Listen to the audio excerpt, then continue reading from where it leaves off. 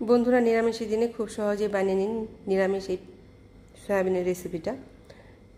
তো তার জন্য নিয়ে নিয়েছি সয়াবিন, ভাপিয়ে জলটা ঝরিয়ে নিয়েছি, আলু, পটল, টমেটো, পোস্ত, কাজু, আর এখানে দই, পোস্ত, কাজু আর কয়েকটা কাঁচা পাকা লঙ্কা পেস্ট করে নেব। কড়াতে 2 চামচ সর্ষের তেল দিয়ে ফোড়ন দিয়ে দিয়েছি, 2টো সাদা এলাচ, লবঙ্গ আর জয়িত্রী, সামান্য জিরে।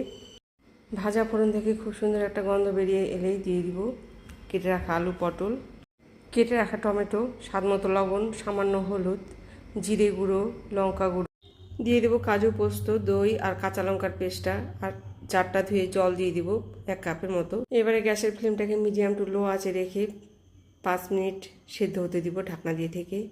5 মিনিট পরে আলু, পটল ভালোভাবে সেদ্ধ হয়ে গেলেই দিয়ে দেবো সামান্য চিনি আর সয়াবিনগুলো। এবার 3-4 মিনিট ধরে ভালোভাবে কষে নিয়ে ওঠানোর আগে গরম মশলা দিলে রেডি।